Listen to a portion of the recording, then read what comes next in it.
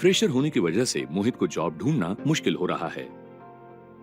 लेकिन मोहित हमेशा से क्रिएटिव रहा है, इसलिए अपनी प्रोफेशनल जानकारी अच्छे तरीके से पेश करने के लिए उसने एक नए तरीके का रेज्यूमे बनाने का तय किया।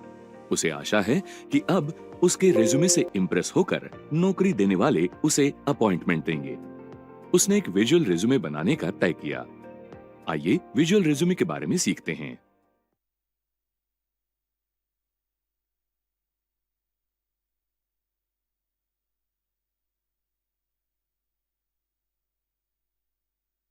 इस एक्टिविटी में आप सीखेंगे विजुअल रेज्यूमे क्या है, साधारण रेज्यूमे और विजुअल रेज्यूमे इसमें फर्क पहचानना, विजुअल रेज्यूमे कौन तैयार कर सकते हैं और इस्तेमाल कर सकते हैं ऐसे लोग पहचानना, विजुअल रेज्यूमे में क्या जानकारी होती है इस पर चर्चा कर पाना, विजुअल रेज्यूमे तैयार करने के टूल्स खोजना, माइक्रोसॉफ्ट पावर पॉइंट की सहायता से विजुअल रेज्यूमे तैयार करना।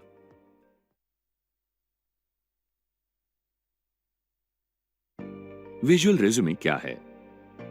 रेज्यूमे यानी एक या दो पेज का डॉक्यूमेंट जिसमें आपके बारे में और आपकी प्रोफेशनल लाइफ के बारे में जानकारी होती है, जैसे कि अनुभव, शिक्षा, कौशल, पात्रता आदि। विजुअल रेज्यूमे यानी एक अलग पर्याय जिसमें आप आपकी और आपके प्रोफेशनल लाइफ के बारे में जानकारी देते हैं। विजुअल रेज्यूमे का विजुअल ये शब्द आपके रेज्यूमे की क्वालिटी और दिखने के बारे में है। ये एक डिजिटल डॉक्यूमेंट हो सकता है या एक प्रिंटेड डॉक्यूमेंट हो सकता है। विजुअल रिज्यूमे ये ग्राफिक रिज्यूमे या विजुअल सीवी इस नाम से भी पहचाना जाता है।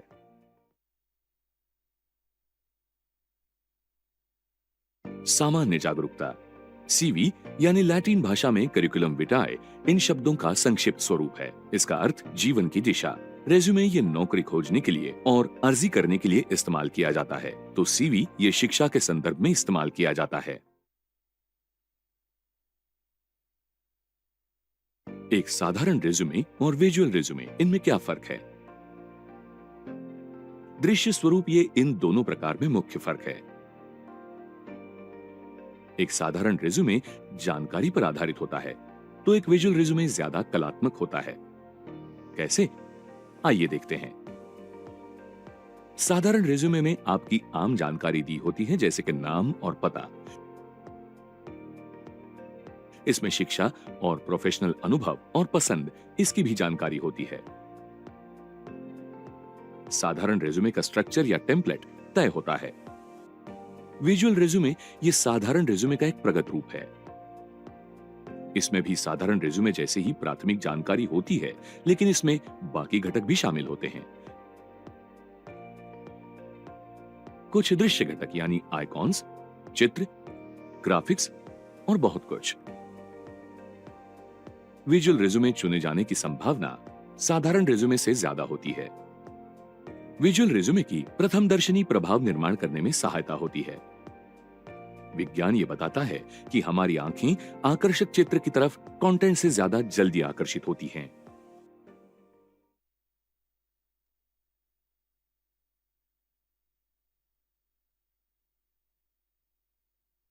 विजुअल रिज्यूमे तैयार करके कौन इस्तेमाल करते हैं? कुछ प्रमाण में ऐसे लोग जो कलात्मक व्यवसाय में हैं, सृजनशील है, वो विजुअल रिज्यूमे का इस्तेमाल कर सकते हैं। कलात्मक व्यवसायों में शामिल हैं graphic designer, web designer, advertiser, copywriter, content writer, social media manager, multimedia developer, multimedia artist, graphic lead, art director आदि। आपने कोई भी करियर चुना है, फिर भी एक अलग रेज्यूमे तैयार करना आपके लिए फायदेमंद हो सकता है। ये रेज्यूमे जरूरत अनुसार और सही जगह इस्तेमाल कर सकते हैं। मार्केटिंग एजेंसी, डिजाइनिंग कंपनी, इस प्रकार की कंपनियां हमेशा सृजनशील लोगों की खोज में होती हैं। अगर उनको आपका विजुअल रिज्यूमे प्रभावी लगा, तो आपको वहां नौकरी मिलने की संभावना बढ़ती है। लेकिन ऐसे रिज्यूमे को आह्वान दिया जा सकता है, क्योंकि 80% कंपनियां एप्लीकेंट ट्रैकिंग सिस्टम इस्तेमाल करती हैं, जिससे कीवर्ड्स या संबंधित जानकारी जांच सकते हैं जब उनको नए कर्मचारियों की जरूरत होती है। एप्लीकेंट ट्रैकिंग सिस्टम शायद विजुअल रिज्यूमे ट्रैक नहीं करेगी क्योंकि उसमें ग्राफिकल घटक जांचने की सुविधा नहीं होती। इसलिए नौकरी न मिलने की संभावना हमेशा बढ़ती है। इसलिए हमेशा का साधारण रिज्यूमे वहां भेजना सही होगा। सिवाय इस समस्या पर हल निकाला जा सकता है विजुअल रिज्यूमे स्मार्ट तरीके से तैयार करके। इसलिए एप्लीकेंट ट्रैकिंग सिस्टम का विचार करते हुए आपको विजुअल रिज्यूमे तैयार करना सीखना होगा। आप क्रोनोलॉजिकल रिज्यूमे फॉर्मेट इस्तेमाल करके उसमें सही जानकारी भर के फिर विजुअल घटक उसमें भर सकते हैं। इसके अलावा फॉन्ट, फॉन्ट साइज, लेआउट और कलर्स ये कुछ मार्गदर्शक बातें ध्यान में लेकर आप एटीएस ने आपको रिजेक्ट करने की संभावना टाल सकते हैं। जल्दी ही ये सभी बातें ध्यान में लेकर एक विजुअल रिज्यूमे तैयार करना हम सीखेंगे।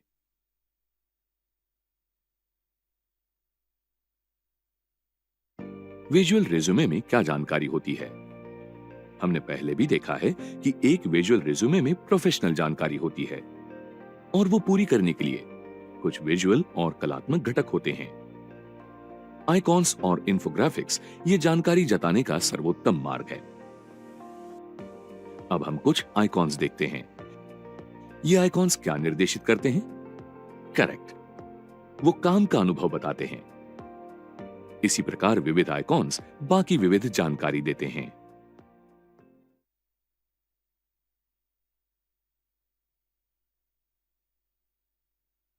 सामान्य जागरूकता। विजुअल रिज्यूमे में सभी विजुअल घटक होने ही चाहिए ऐसा नहीं, जिनके बारे में हम इस पाठ में सीख रहे हैं। एक विजुअल रिज्यूमे बिल्कुल शॉर्ट और बहुत प्रभावी हो सकता है। विजुअल रिज्यूमे तैयार करने के लिए आप कौन से टूल्स इस्तेमाल कर सकते हैं? आप माइक्रोसॉफ्ट पावर पॉइंट या ऑफिस 365 पावर पॉइंट इस्तेमाल कर सकते हैं। पावर पॉइंट ये सुंदर विजुअल्स तैयार करने के लिए एक उत्कृष्ट टूल है क्योंकि वो आपको दृश्य घटक प्रभावी तरीके से रखने में इंसर्ट, फॉर्मेट और पोजीशनिंग के पर्याय देता है। आप माइक्रोसॉफ्ट ऑफिस के माइक्रोसॉफ्ट वर्ड का भी इस्तेमाल कर सकते हैं। आप ऑनलाइन मुफ्त उपलब्ध टूल्स की सहायता से विजुअल रिज्यूमे तैयार कर सकते हैं। उदाहरण के लिए Google slides, Canva, टेम्पलेट.नेट, resume.com, resume.io, visualcv.com, cvmaker.com, resumebuilder.com, zeti.com और बाकी बहुत से।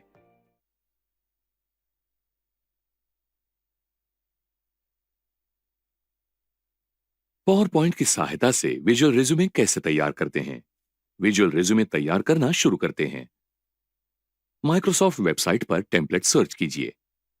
टेम्पलेट डाउनलोड कीजिए। आपको अच्छी लगेगी ऐसे टेम्पलेट चुनने के लिए विविध पर्याय उपलब्ध हैं। विजुअल रिज्यूमे के लिए इन्फोग्राफिक रिज्यूमे चुनेंगे। ऑप्शन पर क्लिक करके ओपन इन ब्राउजर चुनिए। पोर्ट्रेट या लैंडस्केप इनमें से एक पर्याय आप चुन सकते हैं। माइक्रोसॉफ्ट पावर पॉइंट आपको दोनों पर्याय देता है। अब हम माइक्रोसॉफ्ट पावर पॉइंट 365 में रेज्यूमे टेम्पलेट एडिट करेंगे। डॉक्यूमेंट में पहले से हैं वो कंटेंट डिलीट करके शुरुआत करेंगे। आप रिबन बिल्कुल साधारण रख सकते हैं यहां क्लिक करके। जूम करने के लिए यहां क्लिक कीजिए और सही पर्याय चुनिए। ओके पर क्लिक कीजिए। पहले आपका नाम टेक्स्ट बॉक्स में एंटर कीजिए। फिर लेआउट तय करते हैं। प्रोफाइल सेक्शन में एक टेक्स्ट बॉक्स इंसर्ट कीजिए। आपके प्रोफाइल की समरी एंटर कीजिए। फिर एजुकेशन सेक्शन दाहिनी तरफ लीजिए। आपकी शिक्षा की जानकारी इसमें लिखिए। जरूरत अनुसार टेक्स्ट बॉक्सेस इंसर्ट कीजिए। सही जानकारी भर रहे हैं ये निश्चित कीजिए। उदाहरणार्थ स्कूल, कॉलेज से पास होने के वर्ष, उनके नाम आदि। एजुकेशन के नीचे हॉबी ये सेक्शन तैयार कीजिए और फिर अवगत भाषा का सेक्शन तैयार कीजिए। स्किल्स सेक्शन बाएं तरफ ही रहने दीजिए। इस सेक्शन में आपको आपके सॉफ्टवेयर्स, उदाहरणार्थ फोटोशॉप, इनडिजाइन आदि इस्तेमाल करने के कौशल लिखने हैं। अगर आप ग्राफिक डिजाइनर नहीं हैं, तो आप आपके कौशल टेक्स्ट के रूप में और आइकॉन्स इस्तेमाल करके दे सकते हैं। डॉक्यूमेंट में कौशल के स्तर पहले ही दिए होते हैं। वो इन्फोग्राफिक के रूप में होते हैं। आपको सिर्फ कौशल के नाम एक के बाद एक लिखने हैं। फिर आप कौशल स्तर के बार्स कम ज्यादा कर सकते हैं। ये बार्स यानी रेक्टेंगल आकार, वो फॉर्मेट करने के लिए फॉर्मेट टैब से पर्याय इस्तेमाल कीजिए। वो एडिट कैसे करें ये हम बाद में देखेंगे। अब आप रेज्यूमे का दृश्य स्वरूप और सुधारने से पहले ये निश्चित कीजिए कि जरूरी वो सभी जानकारी आपने एंटर कर ली है। डॉक्यूमेंट को विजुअल रेज्यूमे ये नाम दीजिए। अब हम रेज्यूमे दृश्य स्वरूप में डिजाइन और फॉर्मेट करने की शुरुआत करते हैं। आइकॉन इमेज की जगह बदलते हैं। आपका नाम सिलेक्ट कीजिए और उसे और आकर्षक करने के लिए अच्छी फॉन्ट साइज चुनिए। अलाइनमेंट बदलिए। पढ़ने में आसान ऐसा फॉन्ट चुनिए। अब सेक्शन टाइटल के लिए फॉन्ट सेट कीजिए। अब आपकी जानकारी के टेक्स्ट बॉक्स को सिलेक्ट कीजिए। उसका रंग बदलिए। अब रेज्यूमे के बाकी हिस्सों का रंग बदलिए। समरी टेक्स्ट का आकार बदलिए और उसको सेंटर में लीजिए। एजुकेशन सेक्शन के टेक्स्ट बॉक्सेस सिलेक्ट कीजिए और उनको विविध फॉर्मेट ऑप्शंस के माध्यम से आकर्षक कर लीजिए। Font, font size, font colour और अलाइनमेंट आदि याद रखिए। रेज्यूमे आपको दिखने में आकर्षक लेकिन पढ़ने के लिए सुलभ रखना है। सेक्शन टाइटल्स बोल्ड कर लीजिए। अब कॉन्टैक्ट बॉक्स दाहिनी तरफ लीजिए। रेज्यूमे के दृश्य घटकों की साइज और जगह चाहिए जैसी बदल लीजिए। एजुकेशन सेक्शन के टेक्स्ट बॉक्सेस सही जगह लीजिए। बाकी घटक के हिसाब से आप उनकी जगह बदल रहे हैं ये निश्चित कर लीजिए। आप सभी text boxes mouse cursor drag करके हिला सकते हैं या सिर्फ शिफ्ट की दबा के एक एक बॉक्स सिलेक्ट करके हिला सकते हैं।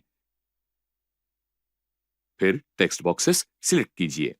होम पर जाकर अरेंज ग्रुप के नीचे अलाइन पर जाकर सही अलाइनमेंट पर्याय चुनिए। समरी टेक्स्ट बॉक्स सिलेक्ट करके टेक्स्ट का आकार बदलिए। अलाइन स्पेसिंग भी बढ़ाइए। अब यहां दिखाए जैसे स्किल्स सेक्शन चेंज कीजिए। इंसर्ट टैब पर जाइए। आइकॉन्स पर क्लिक कीजिए। लोकेशन एंटर कीजिए। सर्च बॉक्स से सही आइकॉन चुनिए। आइकॉन का आकार और जगह बदल के उसको कॉन्टैक्ट इंफॉर्मेशन बॉक्स में लीजिए। अब और एक आइकॉन इंसर्ट कीजिए। आइकॉन का आकार और जगह बदल के उसको इंटरेस्ट सेक्शन में लीजिए। इसी प्रकार और आइकॉन्स लीजिए। ऐसे आइकॉन्स जो आपकी पसंद के अनुसार सूचक होंगे, उदाहरणार्थ पढ़ना, बास्केटबॉल, संगीत आदि। अब अवगत भाषा सेक्शन इसी प्रकार हिलाइए। ये सेक्शन हम इन्फोग्राफिक स्टाइल में दिखाने वाले हैं। इंसर्ट में जाकर रेक्टेंगल शेप चुनिए। उसका आकार चुन के उसको इन्फोग्राफिक बार का रूप दीजिए। अब वही रेक्टेंगल कॉपी पेस्ट करके पहले रेक्टेंगल पर लीजिए। दोनों शेप्स सिलेक्ट कीजिए और कॉपी करके उनको पहले रेक्टेंगल बार्स के पास लीजिए। अवगत भाषा के अनुसार आप इन बार्स को और आकर्षक कर सकते हैं। हम 3 बार भाषा के लिए रख रहे हैं, इंग्लिश, हिंदी और मराठी। उनको आपकी इच्छानुसार सही जगह लीजिए। अब कौशल के स्तर दिखाने के लिए रेक्टेंगल को यहां दिखाए जैसे रंग देते हैं। प्रोफाइल समरी के टेक्स्ट बॉक्स का आकार बदल लीजिए। आप साइज हैंडल की सहायता से यह कर सकते हैं। अब आखिर में आपके रेज्यूमे के आखिरी कौशल वाला बॉक्स चुनकर उसको सही जगह लीजिए तथा बाकी कौशल इस प्रकार से सही जगह लीजिए। आपके हर कौशल के स्तर आप सफेद रेक्टेंगुलर बार की साइज कम ज्यादा करके दिखा सकते हैं। शेप चुनिए। शेप फिल पर क्लिक कीजिए और अच्छा रंग चुनिए। हम बार को ओरिजिनल सॉफ्टवेयर के कलर थीम्स इस्तेमाल करके रंग दे रहे हैं। उदाहरणार्थ अडोब फोटोशॉप को उनके ऑफिशियल लोगो पर एक डार्क नीला रंग है तो इन डिजाइन के लिए पिंक रंग है। रेज्यूमे अभी कितना सुंदर दिखता है ना? इंसर्ट पर जाइए। आइकॉन्स पर क्लिक कीजिए। सर्च बॉक्स में स्कूल टाइप कीजिए। अच्छा सा आइकॉन चुन के उसको इंसर्ट कीजिए। उसको एजुकेशन सेक्शन में लीजिए। इसी प्रकार से बाकी आइकॉन्स रिज्यूमे में लीजिए। डिजाइन पर जाकर बैकग्राउंड पर जाइए, सॉलिड फिल, अच्छा सा बैकग्राउंड कलर चुनिए। आप रेड एंड ब्लू के सिवा कोई भी अच्छा रंग चुन सकते हैं। शिफ्ट की दबाकर रखिए और एजुकेशन सेक्शन से आइकॉन्स सिलेक्ट कीजिए। होम पर जाकर शेप फिल पर जाकर इन आइकॉन्स के लिए अच्छा रंग चुनिए। अब कॉन्टैक्ट इंफॉर्मेशन बॉक्स एडिट कीजिए। आपके चल रहे कॉन्टैक्ट डिटेल्स इसमें भरिए, उदाहरणार्थ फोन, ईमेल, पता और अभी रहते हैं वो पता जिससे नौकरीदाता आपसे संपर्क कर सकता है। डिटेल्स को काला रंग दीजिए। अब सभी टेक्स्ट बॉक्सेस और कॉन्टैक्ट इन्फो बॉक्स सिलेक्ट कीजिए, उनको सही जगह लीजिए। सेक्शन टाइटल्स अलाइन कीजिए, उनके नीचे लाइंस शेप्स अच्छे दिखेंगे ऐसे बदलिए। अब आपके रेज्यूमे को एक फिनिशिंग टच दीजिए, इससे वो प्रोफेशनल और अच्छा दिखेगा। Skill section title software skills ऐसे बदल लीजिए। अवगत भाषा सेक्शन में वो भाषा लिखिए। टेक्स्ट बॉक्स इंसर्ट कीजिए, उसका आकार बदलिए और इंग्लिश ये टाइप कीजिए। इतर भाषा के लिए इसी तरीके से कीजिए। आपके कौशल के स्तर के लिए छोटे रेक्टेंगल की लेवल्स बदलिए। सब कुछ ठीक है ना, ये फिर एक बार चेक कीजिए। अब फाइल मेन्यू में जाकर सेव एज पर क्लिक करके डाउनलोड पीडीएफ चुनिए। डाउनलोड पर क्लिक कीजिए, एक पीडीएफ कॉपी डाउनलोड होगी, वो ओपन कीजिए। आपका विजुअल रिज्यूमे तैयार है।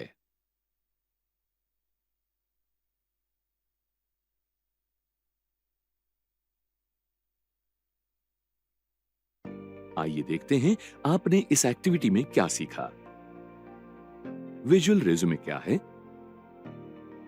साधारण रिज्यूमे और विजुअल रिज्यूमे, इसमें फर्क पहचानना, विजुअल रिज्यूमे कौन तैयार कर सकते हैं और इस्तेमाल कर सकते हैं ऐसे लोग पहचानना, विजुअल रिज्यूमे में क्या जानकारी होती है इस पर चर्चा कर पाना, विजुअल रिज्यूमे तैयार करने के टूल्स खोजना, माइक्रोसॉफ्ट पावर पॉइंट की सहायता से विजुअल रिज्यूमे तैयार करना।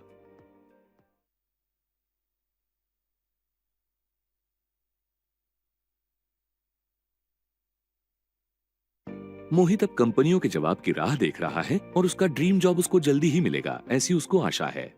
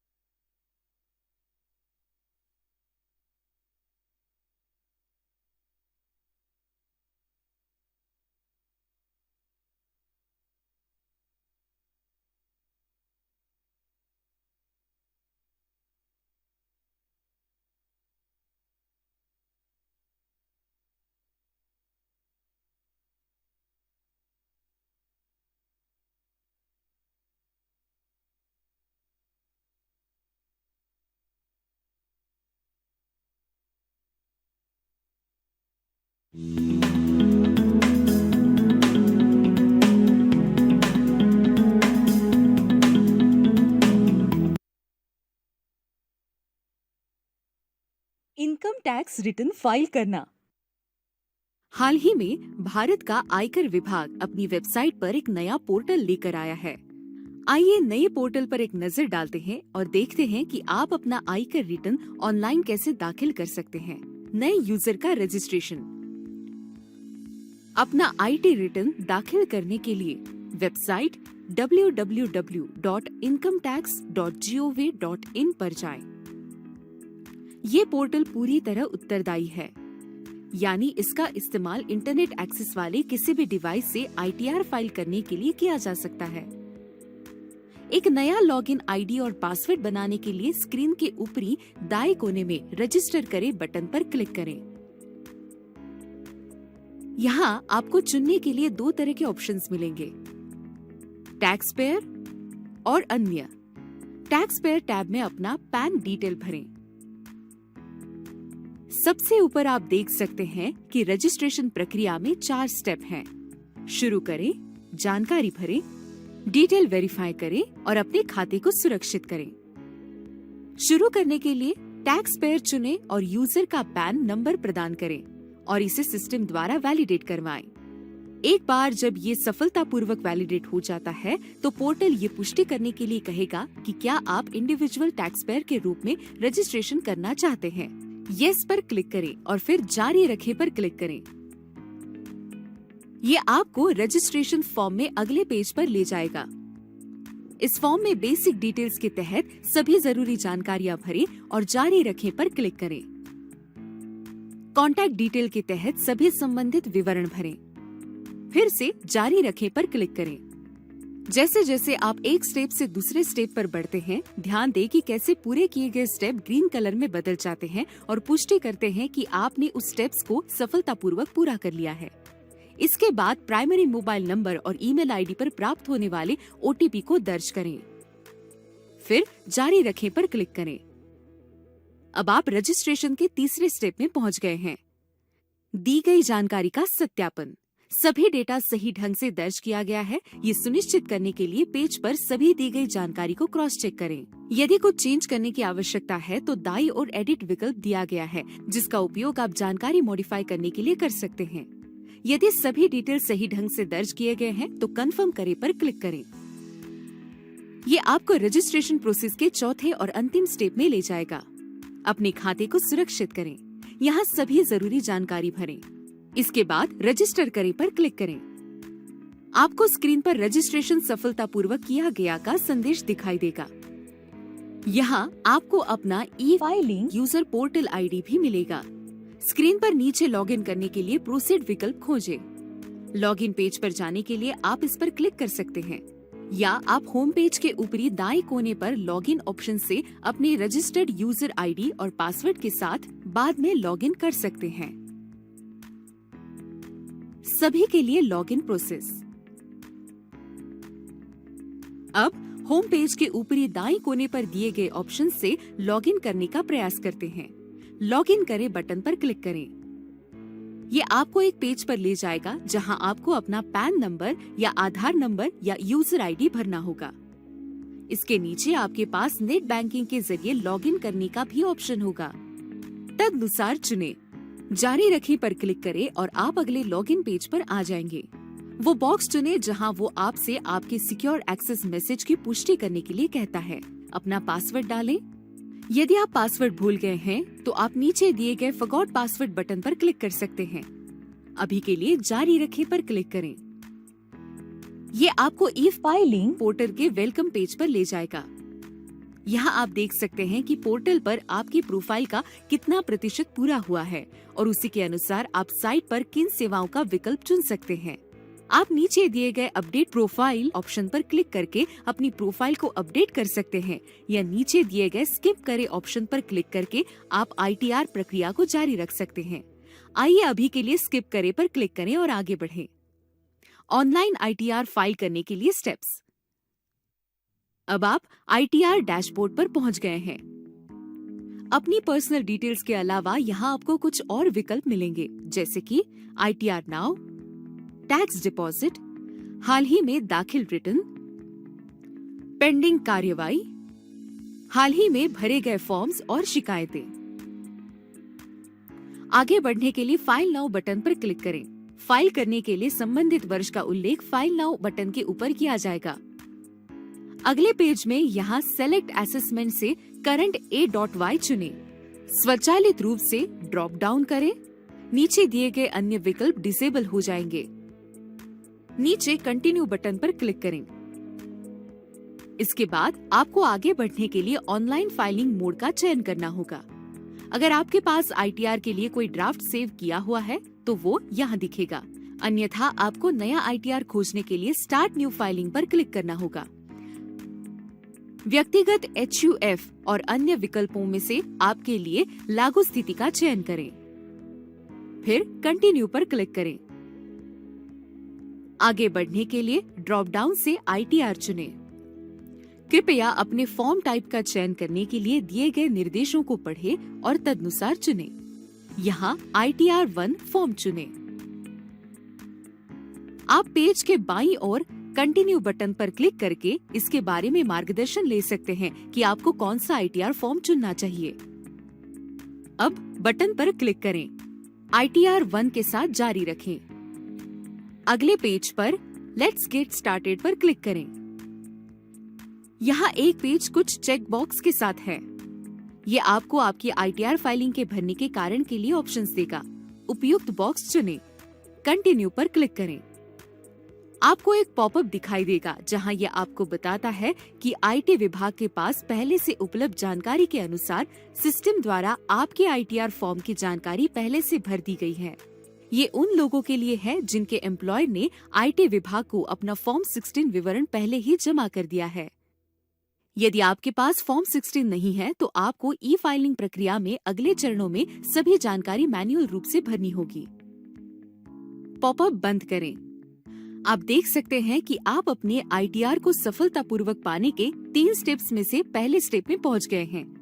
ये 3 स्टेप वैलिडेट रिटर्न है। अपनी रिटर्न समरी को कंफर्म करें और अंत में वेरीफाई करें और सबमिट करें।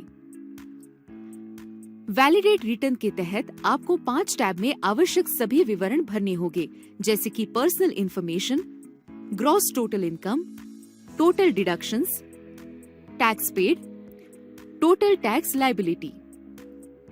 नीचे आपको हेडिंग रिटर्न समरी के तहत सत्यापन के लिए ये सभी विकल्प मिलेंगे। पर्सनल इंफॉर्मेशन टैब पर क्लिक करें और इसके अंतर्गत आने वाले प्रत्येक सब सेक्शन के लिए सभी आवश्यक डेटा भरें। नीचे दिए गए कंफर्म करें बटन पर क्लिक करें। अब आपके पहले स्टेप की व्यक्तिगत जानकारी पूरी हो गई है। इसके बाद टोटल इनकम टैब पर क्लिक करें और यदि ये पहले से भरा नहीं है तो तदनुसार उसमें सभी जानकारी अपडेट करें। यदि ये पहले से भरा हुआ है तो आपको बस उनको कंफर्म करना होगा। इस टैब में सभी जानकारी भरने के बाद कंफर्म करें पर क्लिक करें और अगले टैब पर जाएं। अगले टैब में से प्रत्येक पर क्लिक करें। टोटल डिडक्शन, टैक्स पेड और टोटल टैक्स लायबिलिटी और तदनुसार सभी आवश्यक डेटा जांचें या भरें। प्रत्येक टैब को भरने के बाद कंफर्म करें पर क्लिक करें। एक बार इन सभी के कंफर्म हो जाने के बाद आपको नीचे 2 विकल्प मिलेंगे। JSON डाउनलोड करें और आगे बढ़ें। डाउनलोड JSON एक ऑफलाइन विकल्प है, तो अभी के लिए प्रोसीड बटन पर क्लिक करें। आप तुरंत प्रत्येक टैब में इनपुट की समरी देख सकते हैं।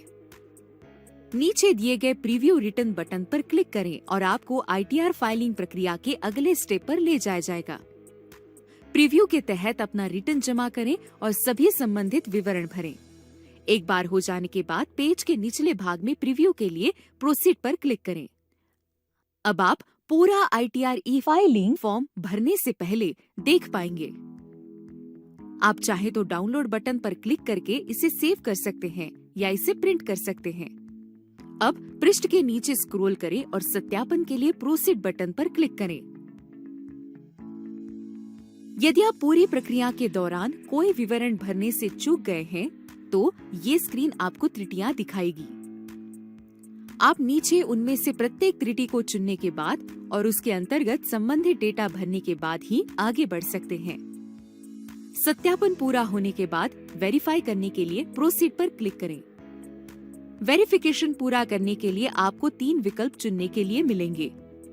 ई वेरीफाई नाउ, ई वेरीफाई लेटर और वेरीफाई वाया ITR-V। अपनी इच्छा के अनुसार एक ऑप्शन चुनें, उसके अनुसार दिए गए ऑप्शंस चुनें और अंत में कंटिन्यू पर क्लिक करें। और ठीक इसी प्रकार जैसे आपने अपना ITR ऑनलाइन दाखिल किया है। इजी स्टेप्स को फॉलो करें और आज ही आसानी से अपना आयकर रिटर्न ऑनलाइन दाखिल करें।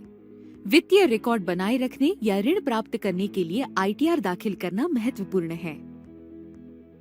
कृपया ध्यान दें कि नया पोर्टल अभी भी शुरुआत से बनाया जा रहा है और ITR दाखिल करने की प्रक्रिया में कुछ अस्थायी गड़बड़ियां हो सकती हैं। आपको हमेशा ये सुझाव दिया जाता है कि गलतियों से बचने के लिए अपना रिटर्न दाखिल करने से पहले आप किसी अधिकृत व्यक्ति जैसे वित्तीय सलाहकार या चार्टर्ड अकाउंटेंट से सलाह लें।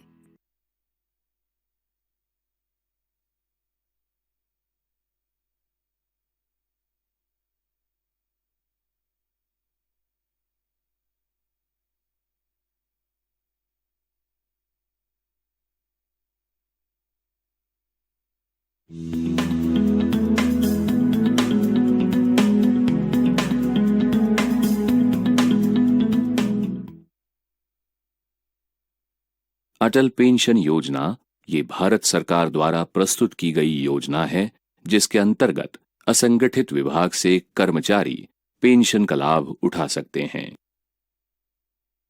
APY के अंतर्गत आप 60 वर्ष की उम्र के बाद 1,000 रुपए से लेकर 5,000 तक की श्रेणी में मासिक पेंशन ले सकते हैं। आप बैंक के माध्यम से APY के लिए अप्लाई कर सकते हैं, जहां बैंक वेबसाइट के माध्यम से आपका भौतिक रूप से या ऑनलाइन बचत खाता है। आप 60 वर्ष की उम्र के बाद APY के अंतर्गत पेंशन का लाभ उठा सकते हैं। आवेदनकर्ता के बीमार होने या उसकी मृत्यु होने के मामले में भी पेंशन को निकाला जा सकता है। 18 वर्ष से लेकर 40 वर्ष की उम्र तक का कोई भी भारतीय नागरिक जिसका बैंक में बचत खाता है और जो किसी भी अन्य सांविधिक सामाजिक सुरक्षा योजना का लाभार्थी नहीं है, वो APY के लिए अप्लाई कर सकता है। विदेशी नागरिक APY के लिए अप्लाई नहीं कर सकते। राकेश एक छोटी सी कंस्ट्रक्शन कंपनी में सुपरवाइजर के रूप में काम कर रहा है। वो बड़ी मुश्किल से थोड़ी सी बचत कर पाता है और बुढ़ापे में खुद के इनकम और उस वक्त काम करने के लिए सक्षमता को लेकर काफी चिंतित है। उसने इस समस्या की चर्चा उसके बॉस रोहित के साथ की। रोहित ने शांति से सुना और उसे बताया कि वो अटल पेंशन योजना का लाभ उठा सकता है। राकेश के मन की संभ्रम की स्थिति को भांपते हुए रोहित ने तय किया कि वो इस योजना का लाभ उठाने के लिए उसे क्या करना होगा ये राकेश को दिखाएगा। सबसे पहले उसने राकेश की ICICI बैंक में ऑनलाइन बैंकिंग अकाउंट खोलने के लिए मदद की। फिर वो उसके साथ बैठा और नामांकन प्रक्रिया को समझाया। चलिए देखते हैं कि इस सरकारी योजना के लिए किस प्रकार से अप्लाई करते हैं। इस गतिविधि के अंत तक आप निम्नलिखित कार्यों में सक्षम हो जाएंगे। अटल पेंशन योजना के लिए किस प्रकार ऑनलाइन अप्लाई कर सकते हैं, इसका वर्णन करना। अटल पेंशन योजना के लिए अप्लाई करने के लिए किसी भी बैंक की वेबसाइट को भेंट दीजिए जिसमें आपका नेट बैंकिंग अकाउंट है। मान लीजिए अगर आपका ICICI बैंक में नेट अकाउंट है तो आपको बैंक की https://www.icicibank.com वेबसाइट को भेज देना जरूरी है। सर्च बॉक्स में योजना को ढूंढने के लिए अटल पेंशन योजना टाइप कीजिए।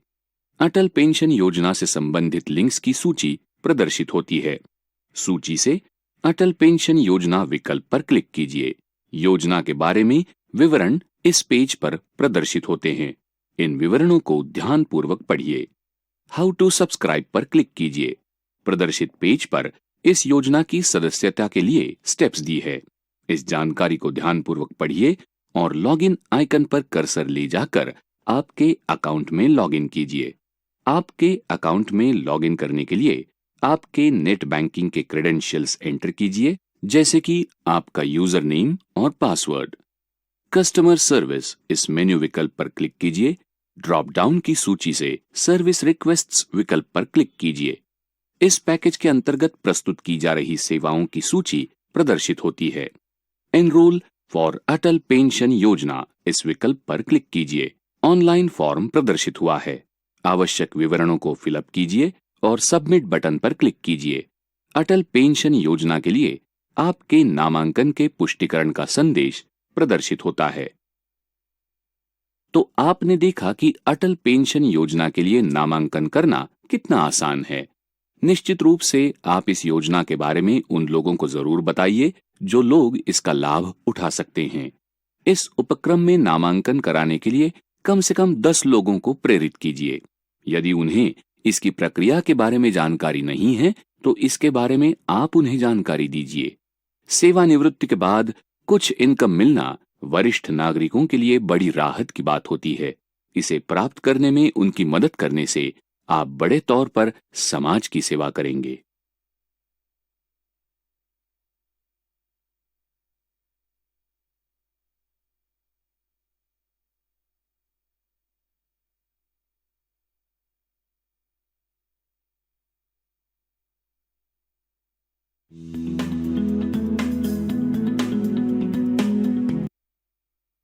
इस कार्य में आप सीखेंगे डेटा कन्वर्जन की आवश्यकता, डेटा एंट्री के लिए आवश्यक कौशल, डेटा एंट्री की नौकरियों के प्रकार, डेटा के प्रकार, स्कैनिंग एवं ओसीआर, वेब के लिए डेटा कन्वर्जन, अन्य कन्वर्जन और डेटा एंट्री वेतनमान।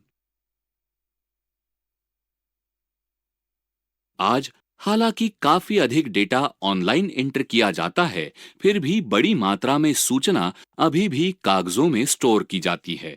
बड़ी मात्रा में डॉक्यूमेंट और सर्टिफिकेट अभी भी हार्ड कॉपी में तैयार किए जा रहे हैं।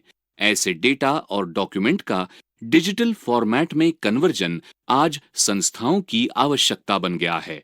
हार्ड यानी कागजी प्रतियों को सॉफ्ट यानी डिजिटल प्रति में परिशुद्ध तरीके से बदलना अत्यधिक महत्वपूर्ण चीज है। उन्नत स्तर की डिजिटाइजेशन की प्रक्रियाओं के आरंभ के साथ ही डेटा को स्टोर करने की अवधारणा में क्रांति आ गई है। डेटा एंट्री एक व्यापक शब्द है जिसमें अनेक तरह के व्यवसाय आते हैं। इनमें electronic data processor, typist, word processor, transcriber, coder और क्लर्क आते हैं। डेटा एंट्री ऑपरेटर को ऑफिस से संबंधित मूल उपकरणों जैसे कंप्यूटर, स्कैनर, कॉपियर और कैलकुलेटर से परिचित होना चाहिए। सामान्य रूप से डेटा एंट्री के कर्मचारी के रूप में काम करने के लिए बहुत अधिक शैक्षिक योग्यता की आवश्यकता नहीं होती, लेकिन इसके लिए टाइपिंग की अच्छी क्षमता आवश्यक होती है। डेटा एंट्री के ऑपरेटर में विभिन्न प्रकार के गुण होने चाहिए, जैसे सुनने की और विवरणों के प्रति एकाग्रता। डेटाबेस सॉफ्टवेयर, स्प्रेडशीट और वर्ड प्रोसेसिंग की जानकारी सहायक होती है। अच्छी स्पेलिंग, व्याकरण और विरामादि की कुशलताएं, साथ ही पढ़ने की अच्छी समझ ऑपरेटर के महत्व को बढ़ाते हैं। डेटा एंट्री की नौकरियां विभिन्न प्रकार के उद्योगों में मौजूद है, जिनमें वित्तीय, रिटेल और मेडिकल क्षेत्र शामिल है। वित्तीय क्षेत्र में डेटा एंट्री के कर्मचारी व्यक्तिगत सूचना, बैंक से लेन देन और अन्य आर्थिक सौदों के काम में सहयोग करते हैं। इनमें बैंकों, स्टॉक ब्रोकरेज की कंपनियां और अनेक सरकारी एजेंसी के साथ डेटा एंट्री के काम शामिल होते हैं। वित्तीय क्षेत्र में डेटा एंट्री के अन्य नौकरियों में अकाउंटिंग की कंपनियों और लोन देने वाली कंपनियों के साथ काम शामिल हो सकते हैं। ऑर्डर एंटर करने और आने वाली मेल को प्रोसेस करने के लिए रिटेलर डेटा एंट्री के कर्मचारियों को काम पर रखते हैं। डेटा एंट्री के कर्मचारी कीमत और इन्वेंट्री से संबंधित सूचना भी एंटर कर सकते हैं। गोदामों में डेटा एंट्री के कर्मचारी आने और जाने वाले पैकेज एवं डिलीवरी की प्रोसेसिंग के लिए भी जिम्मेदार होते हैं। अनेक निर्माता ग्राहकों की टिप्पणियों और शिकायतों को दर्ज करने में सहायता के लिए डेटा एंट्री के कर्मचारियों को भर्ती करते हैं। कभी कभी ग्राहकों, सप्लायर और कर्मचारियों जैसे विभिन्न स्रोतों से डेटा एकत्र करने के लिए इनकी आवश्यकता होती है। डॉक्टर, फार्मेसी, अस्पताल और अन्य सेवाओं में डेटा एंट्री के कर्मचारियों को विभिन्न प्रकार के कामों के लिए भर्ती किया जाता है। उन्हें रोगी की सूचना भरने और उनकी व्यक्तिगत मेडिकल फाइल अपडेट करने का काम करना होता है। वे फाइल में डॉक्टर के नोट भी डाल सकते हैं, कागजातों को स्कैन कर सकते हैं, बीमा अपडेट और दवा की पर्चियों के विवरण भी एंटर कर सकते हैं। बीमा कंपनियां डेटा एंट्री ऑपरेटर को क्लेम यानी दावा और ग्राहक के अन्य डेटा को एंटर करने के लिए भर्ती करते हैं। पारंपरिक डेटा एंट्री की नौकरियों के अतिरिक्त लोगों को मिश्रित डेटा एंट्री का काम और अन्य दायित्व भी मिल सकते हैं। उदाहरण के लिए, डेटा एंट्री के कर्मचारियों की आवश्यकता पहले एंटर किए गए डेटा में बदलाव करने के लिए हो सकती है। इसके लिए बड़ी मात्रा में डेटा को रिव्यू करने, गलतियां खोजने और उन्हें सही करने के काम की आवश्यकता होती है। डेटा एंट्री का काम खोजने वालों के लिए प्रूफ रीडिंग और रिकॉर्ड की कॉपी करने जैसी नौकरियां भी उपलब्ध हो सकती हैं। डेटा एंट्री केवल आपके सामने रखे कागज में नजर आने वाली सामग्री को कंप्यूटर में डालना ही नहीं, उससे अधिक बहुत कुछ है। डेटा एंट्री ऑपरेटर के रूप में आपको अपने काम पर बहुत अधिक एकाग्रता बनाए रखने की आवश्यकता होती है। डेटा एंट्री ऑपरेटर के रूप में आपको डेटा के प्रकार के संबंध में निम्नलिखित तथ्यों की जानकारी होनी चाहिए। आपको हर प्रकार के डेटा एंटर करने की आवश्यकता होगी। अल्फाबेट, संख्याएं, प्रतीक, स्पेशल कैरेक्टर अथवा इन सभी का मिश्रण। आपको दिए गए कुछ डेटा अवैध हो सकते हैं। कभी-कभी वैधता की जांच सही होती है और कभी-कभी नहीं हो पाती। जिस समय आपको आपका काम बताया जा रहा हो, उस समय बहुत ध्यान से सुने और अवैध प्रविष्टियों के लिए हमेशा अपनी आंखें खोल कर रखें। उदाहरण के लिए, यदि किसी मोबाइल नंबर में 10 की जगह केवल 9 संख्याएं ही हो, तो इसे गलत डेटा के रूप में चिन्हित करें। डेटा को विभिन्न श्रेणियों के अंतर्गत एंटर करना पड़ सकता है। उदाहरण के लिए, एक डॉक्टर कुछ दवाएं और विभिन्न प्रकार की जांच बता सकता है। आपको सही शीर्षक के अंतर्गत सामग्रियों को पोस्ट करना होगा। विभिन्न शीर्षकों के अंतर्गत विविध संख्या में प्रविष्टियां हो सकती है। उदाहरण के लिए, यदि आप एक ग्राहक संबंधी सर्वेक्षण से संबंधित डेटा एंटर कर रहे हैं, तो विभिन्न प्रकार के लोग विभिन्न संख्या में विकल्पों को चुन सकते हैं। कभी-कभी प्रतिक्रिया के आधार पर विभिन्न फील्ड की प्रविष्टि की अनुमति देनी चाहिए या नहीं देनी चाहिए। ध्यान रखें कि ये प्रविष्टियां सही फील्ड में की जाएं। आपको किसी लिखित सूचना को पैराग्राफ में डालने की आवश्यकता पड़ सकती है, जैसे किसी उत्पाद की उपयोगिता के विषय में टिप्पणियां। सुनिश्चित करें कि स्पेलिंग और व्याकरण सही हो। यदि आप कुशल नहीं हैं, तो इसके लिए विभिन्न टूल उपलब्ध होते हैं। अक्सर आप पाएंगे कि आपको दिया गया डेटा पूरा नहीं होता। छूटी हुई फील्ड को चिन्हित करें और डेटा से संबंधित यदि कोई गलती हो तो उन्हें दूर करें। दर्ज किए गए प्रत्येक रिकॉर्ड की सामान्यतः एक विशिष्ट पहचान होती है। जहां तक संभव हो, सुनिश्चित करें कि यदि आपके कंप्यूटर सिस्टम में सही स्थानों पर जांच नहीं होती, फिर भी आप डुप्लीकेट डेटा एंटर न करें। कभी-कभी आपको विभिन्न डॉक्यूमेंट से डेटा एकत्र करके फिर उसे एंटर करने की आवश्यकता होती है। अन्य स्थितियों में आपको डेटा की तुलना करने की और अंतर दर्ज करने की आवश्यकता हो सकती है। चुने हुए डेटा एंटर करना अत्यधिक सामान्य बात है। आपको दिए गए डेटा के केवल एक भाग को ही एंटर करने की आपको आवश्यकता हो सकती है। कभी-कभी डेटा को पहले से मौजूद डेटा के साथ लिंक करना होता है। सुनिश्चित करें कि आप सही ढंग से लिंक करते हैं। उदाहरण के लिए, जब कोई शिकायत दर्ज होती है, तो शिकायत संख्या के द्वारा इससे संबंधित संवादों पर नजर रखी जा सकती है। अतः उस संख्या के द्वारा सभी बातचीत को समुचित ढंग से दर्ज किया जा सकता है। कई बार पहले से मौजूद डेटा को बदलने की आवश्यकता होती है। सुनिश्चित करें कि सही रिकॉर्ड अपडेट किया हुआ है। अनेक प्रकार के डेटा कन्वर्टर उपलब्ध होते हैं जो ऑटोमेटेड कन्वर्जन संभव करते हैं। गलतियां पहचानने के कुछ टूल भी होते हैं जिनसे कन्वर्ट किए हुए डेटा की सत्यता की जांच होती है। माइक्रोसॉफ्ट वर्ड और एक्सेल जैसे कुछ प्रोग्रामों में कुछ ऐसे प्लगइन होते हैं जिनका उपयोग करके कन्वर्जन की गति को बढ़ाया जा सकता है।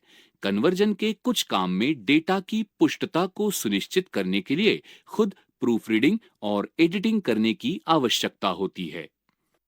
डॉक्यूमेंट को स्कैन कर एक ऐसी विधि है जिसके अंतर्गत बड़े डेटा और डॉक्यूमेंट कंप्रेस किए हुए डिजिटल रूप में रखे जाते हैं। इसकी सहायता से आप पुराने धुंधले डॉक्यूमेंट और तस्वीरों को भी ऐसे रूप में सुरक्षित रख सकते हैं जिसके बाद आपको आगे उनमें कोई कमी आने की चिंता नहीं रहेगी। भौतिक डॉक्यूमेंट के विपरीत स्कैन की हुई फाइलों को स्टोर करना और ढूंढना अधिक आसान होता है। यदि आप किसी डॉक्यूमेंट की भौतिक प्रति से एक डिजिटल फॉर्मेट बनाना चाहते हैं तो क्या होता है, अथवा यदि आप डिजिटल बनाए गए किसी डॉक्यूमेंट को एडिट करना चाहते हैं, केवल स्कैनिंग से ये काम पूरा नहीं होगा। इस स्थिति में आपको OCR, ऑप्टिकल कैरेक्टर रिकॉग्निशन तकनीक की आवश्यकता होगी।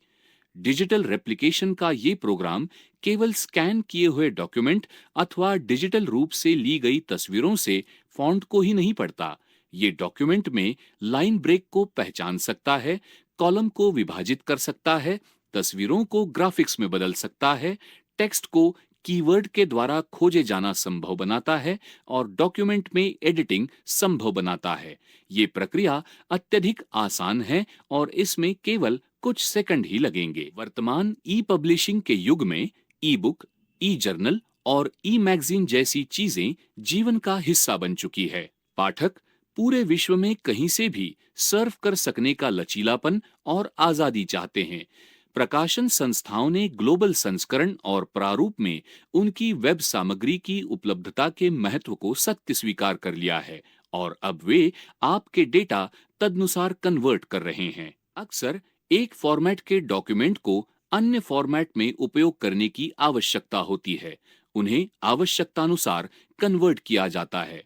कुछ आवश्यक कन्वर्जन इस प्रकार है: PDF से डॉक कन्वर्जन, टिफ से डॉक कन्वर्जन, जेपेग से doc conversion, HTML conversion, XML conversion, कागज से ई बुक का कन्वर्जन, PDF से एक्सेल कन्वर्जन, तस्वीर से MS Word conversion, ASCII data conversion, HTML HGML conversion, XML conversion, कागज से PDF या MS वर्ड या HTML कन्वर्जन, वर्ड प्रोसेसर से अथवा में डेटा, स्प्रेडशीट से अथवा में डेटा। बड़ी संख्या में कंप्यूटर सिस्टम में बड़ी मात्रा में सूचना इनपुट करने की आवश्यकता के कारण अनेक ऑफिस इस काम को बाहर के लोगों को दे रहे हैं। घर से काम करने वाले अनेक लोग डेटा एंट्री, सूचना ट्रांसक्राइब करने अथवा वेबसाइट अपडेट करने जैसे काम कर रहे हैं।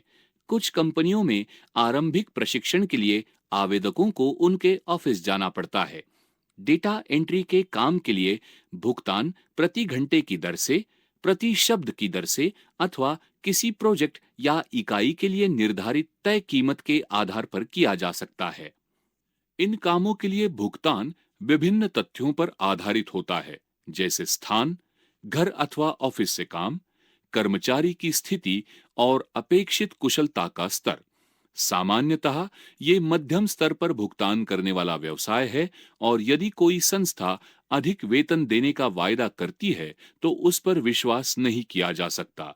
घर से काम करने वाले अनेक कामों की तरह घर से किए गए डेटा एंट्री के काम में ऑफिस से किए जाने वाले काम की अपेक्षा कम भुगतान मिलता है। डेटा एंट्री के कुछ काम में अतिरिक्त कुशलता की आवश्यकता होती है, जैसे डेटा की वैधता की जांच अथवा एडिटिंग करना। इन कामों में सामान्यतः अधिक भुगतान मिलता है। कभी-कभी ट्रांसक्रिप्शन के कामों का विज्ञापन डेटा एंट्री के रूप में दिया जाता है। चूंकि इस काम में अधिक कुशलता और परिशुद्धता की आवश्यकता होती है, अतः इसमें साधारण डेटा एंट्री के काम की अपेक्षा अधिक भुगतान मिलता है।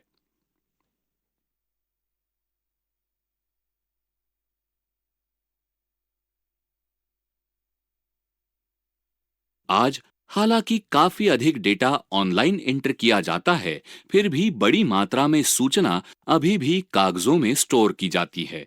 बड़ी मात्रा में डॉक्यूमेंट और सर्टिफिकेट अभी भी हार्ड कॉपी में तैयार किए जा रहे हैं।